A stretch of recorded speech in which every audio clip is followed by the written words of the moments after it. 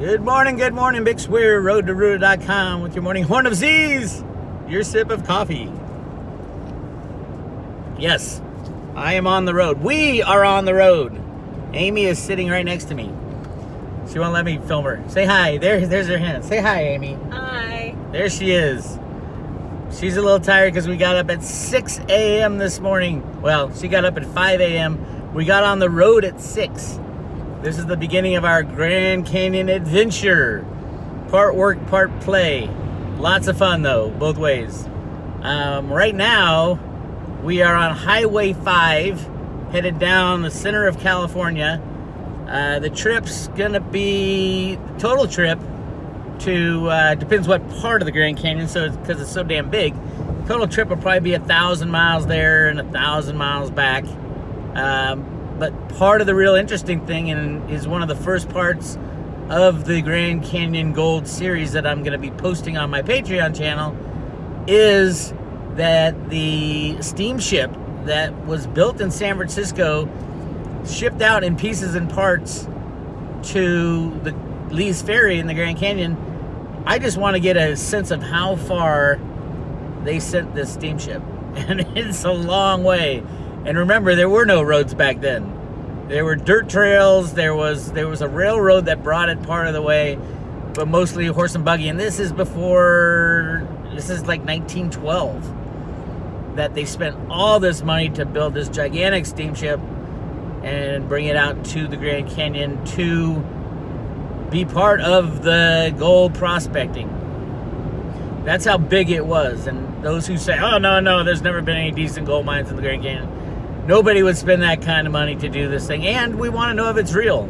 If that article in the New York Times in 1912 claiming that there's billions and billions and billions of ounces of gold in the Grand Canyon, when at the time there was only 30 million ounces, is it real or was it a lie? And that is huge. Because if we can prove that it is a real thing, that it was a real discovery, and that money was spent on it, and look up all the evidence and facts, then we have a whole different understanding of our monetary system and why they created the Federal Reserve System the year after this newspaper article and a few years after all this gold was discovered. So it is a big deal. It's a gigantic deal. And that's where we're going, and we're very excited about that. Amy's just excited about getting out of the house and getting on the road, and we're doing the whole camping thing. So we haven't been camping together, so it should be a hoot. And we got massive gear in the car. We don't know why, but we decided, because we got this big car, we're gonna load it up with every single piece of camping equipment that we could ever possibly need. So we are set for the Grand Canyon. It's really exciting.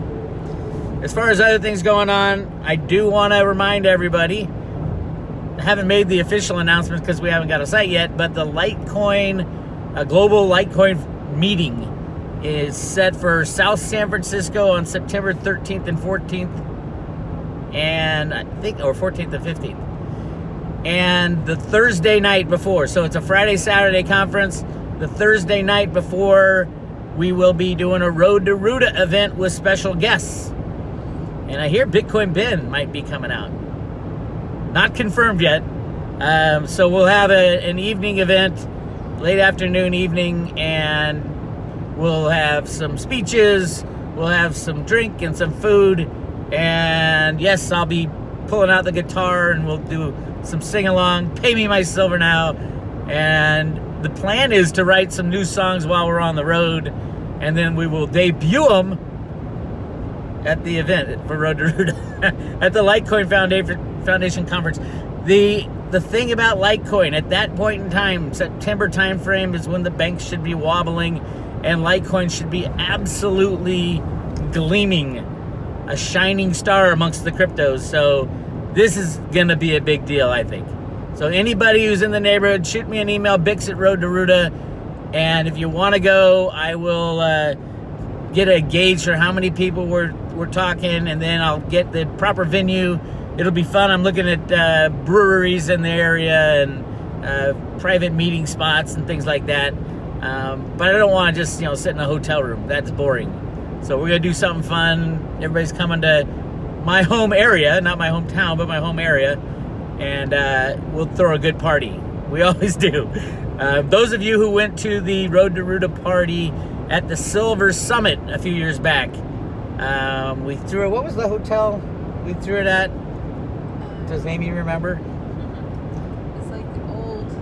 It was a really old. It was one of the oldest Hotel Utah. Yes. Hotel Utah in San Francisco is like a dive bar, and we just had a blast. I remember a bunch of friends came out.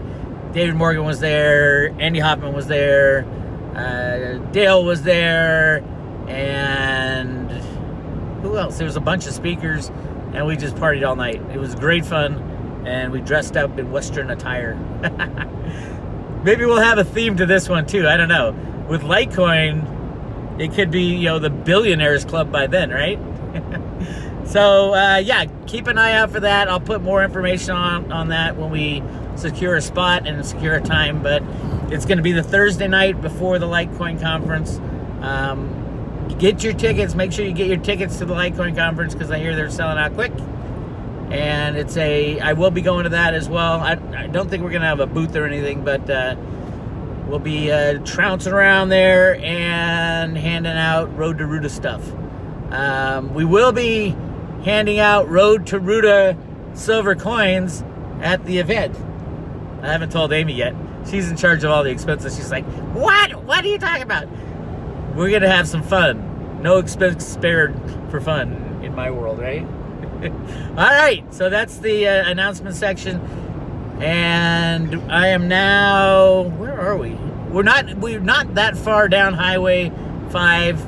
Our next turn on my GPS is 167 miles. So I got a long straight stretch to go. We got some good tunes in the car. Amy's got her games that she's playing. I don't know what she's playing right now.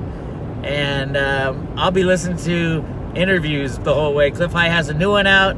If you guys didn't know that, he's talking about the origins of human beings on planet Earth. It's really cool. It's woo-woo stuff. So put your woo-woo hat on for that. And it's not it's not something for like the very staunch, well, prove this, prove that. A lot of it is from oral traditions and the written traditions of like the Sumerian texts and things like that about the Anunnaki and the Numo. But it's really cool to think about that there is a potential that we arrived here in a different way than everybody thinks. And everybody has their own understanding of how human beings showed up on planet Earth. So it's really cool, though. Check out what Cliff has to say. And I don't know the website. I don't have it with me on the road, but do a search for Cliff High. There's so many Cliff High stolen videos out there. It is insane. If you ever see one on the wrong site, make sure that you complain about it and complain about the owner of that site and copyright infringement, you name it. It's just so much stolen material out there. Another reason I want to go just on Patreon these days. And if you haven't signed up for the Patreon, go to Patreon, Road to Ruta. I'll be posting it's basically a video book of the Grand Canyon stuff that I will be working on, probably 15 to 20 different videos, breaking down each of the specific proofs of why I think there is massive amounts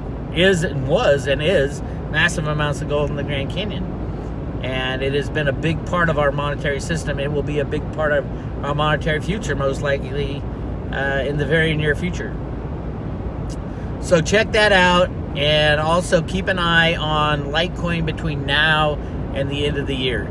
Litecoin at, what is it, $70? It is insane, given that it is potentially the number one crypto to be used as a means of exchange when it is necessary.